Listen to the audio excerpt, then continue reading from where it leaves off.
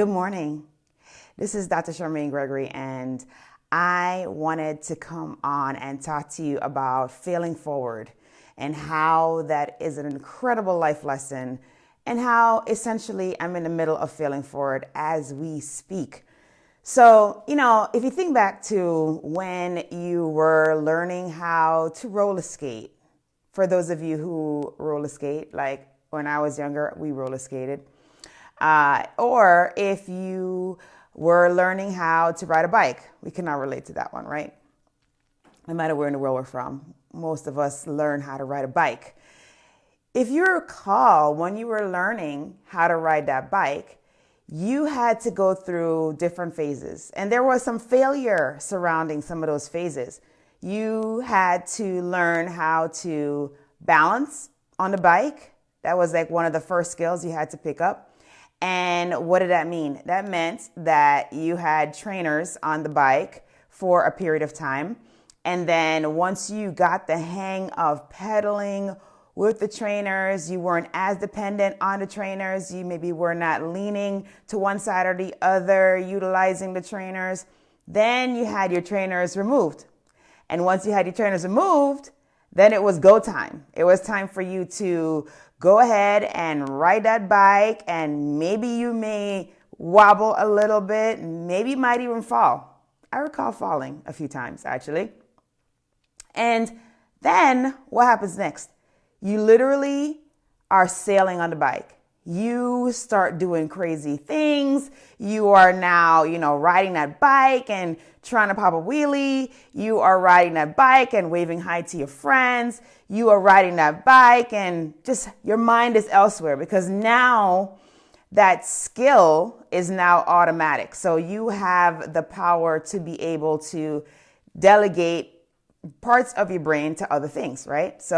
But how did you get there? You had to fail forward. You had to fail forward very quickly, actually. And you had to make that new skill be something that was automatic. So it had to be innate to you. You had to work towards it becoming something like that.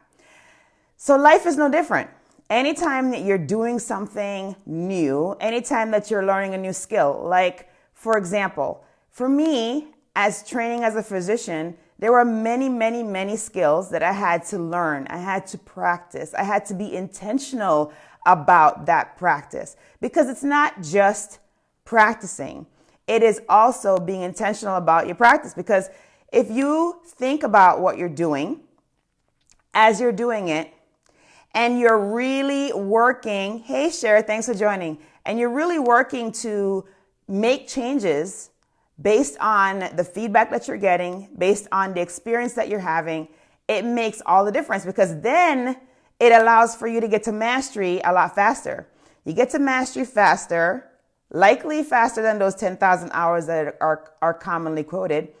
And you also learn that now becomes some part of your automatic brain, right? The reptilian brain, I guess, is what they call it. So, yeah. But what happens in the midst of that? You fail, right? You fail forward fast.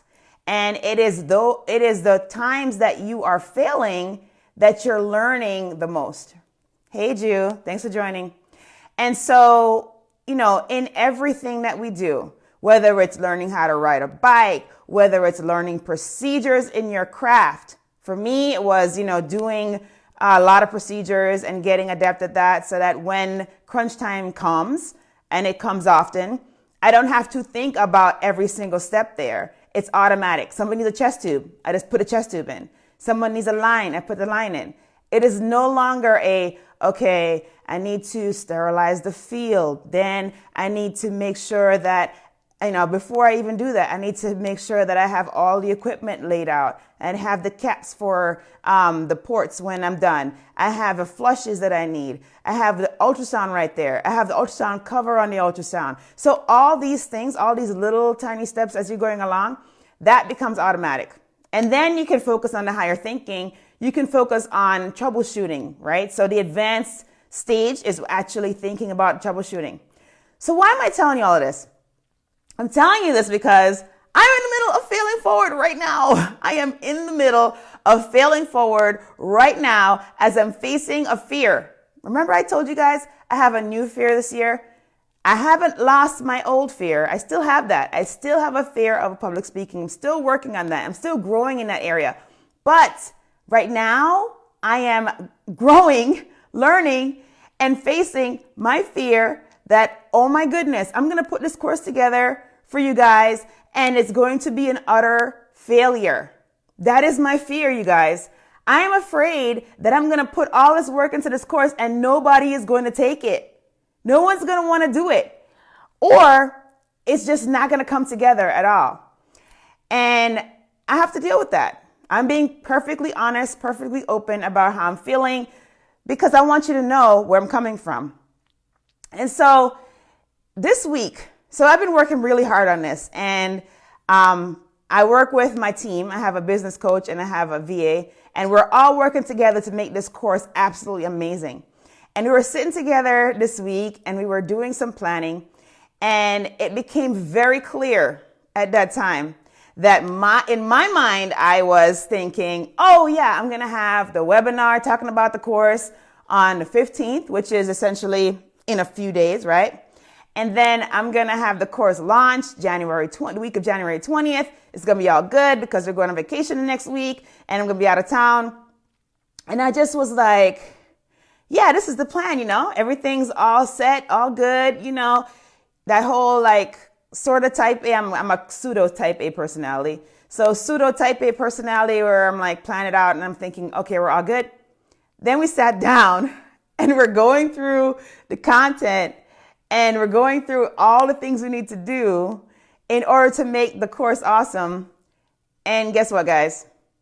It's not going to be on my timeline. I was very disappointed when it became clear that was the case. I was disappointed because I felt like, this course has gone through some trials. This course has gone through some tribulations, I guess you would want to call it, because the inception of the course and the whole idea of doing it was sparked by, hey Pam, thanks for joining, was sparked by an encounter that I had with a very incredible person. And the person I'm talking about, hey Gina, thanks for joining. The person I'm talking about is Dr. Maisha Claiborne. So we were sitting at Thrive 2G conference in San Antonio back in October, and we were just chatting.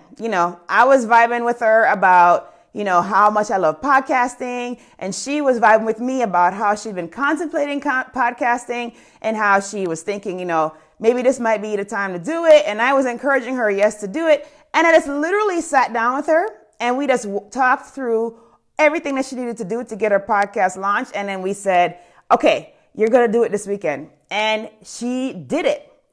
And as a part of that exchange, and her podcast is doing absolutely fabulous right now, guys. You should check it out. It is the Level Up Physicians podcast with Dr. Maisha.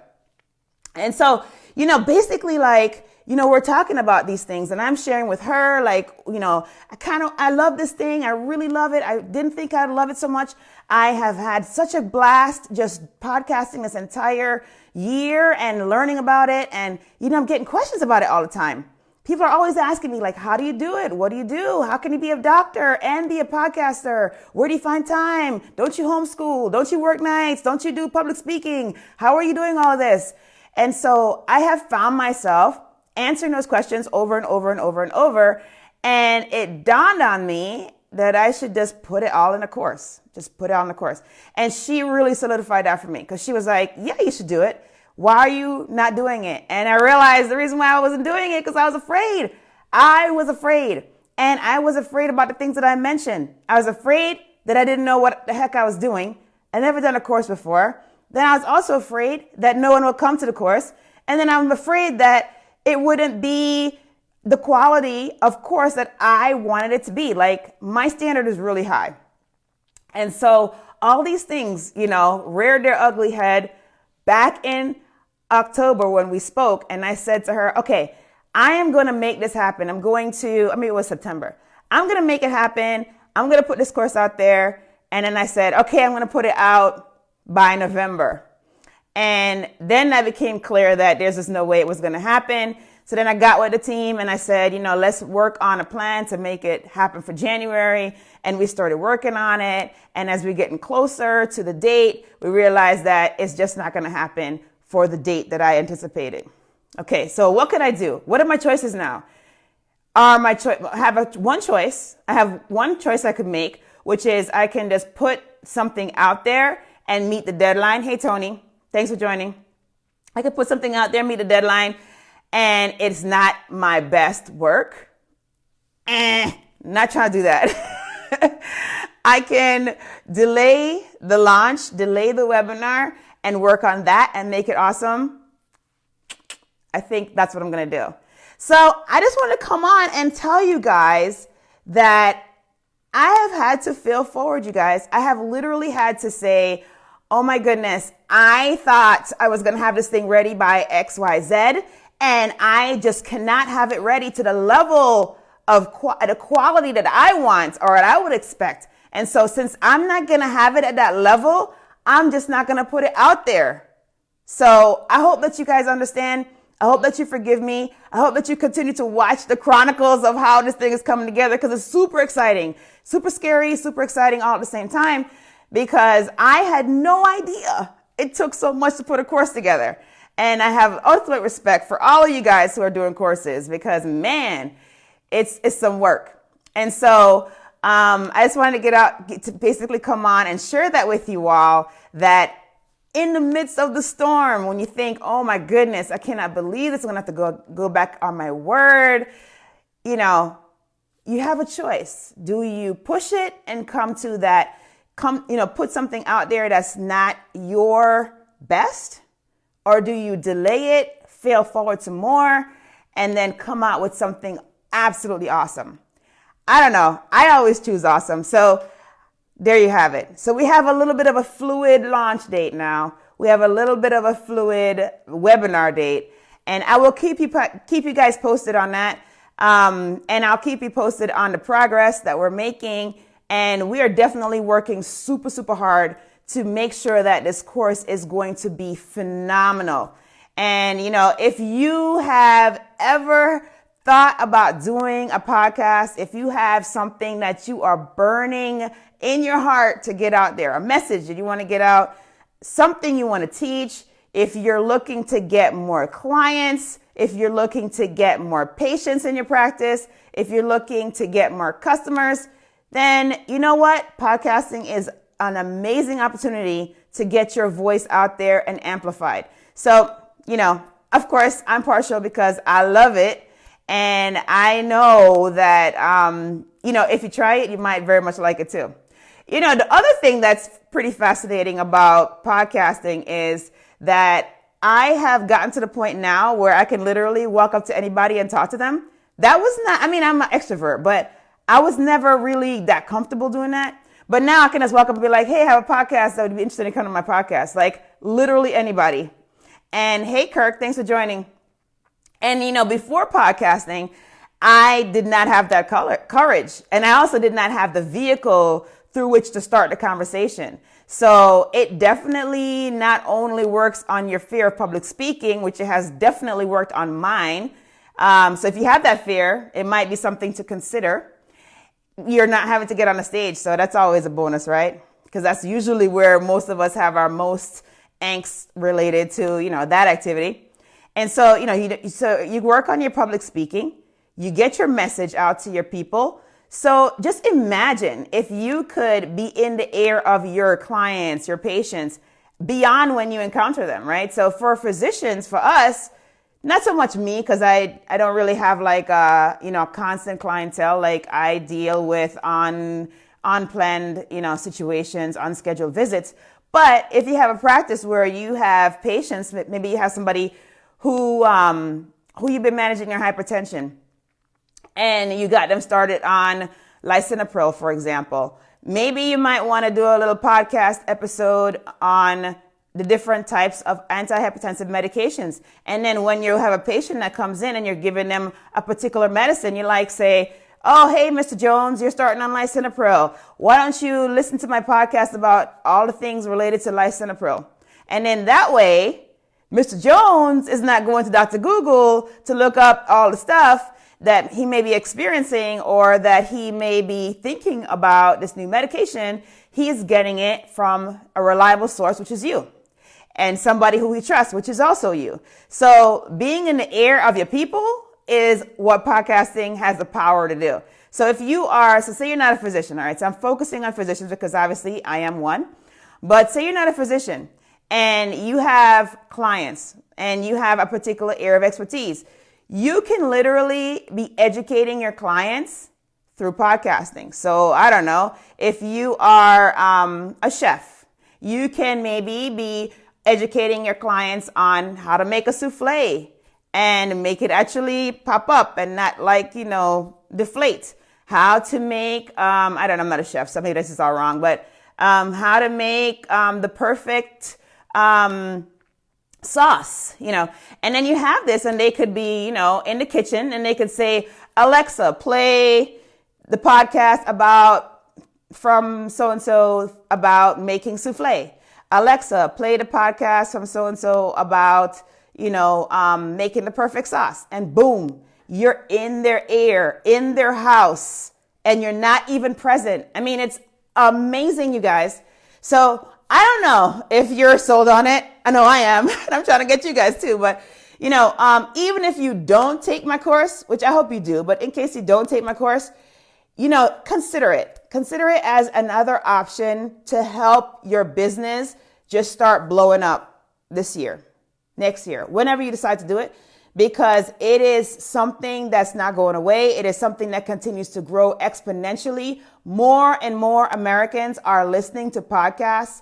They are doing it because guess why?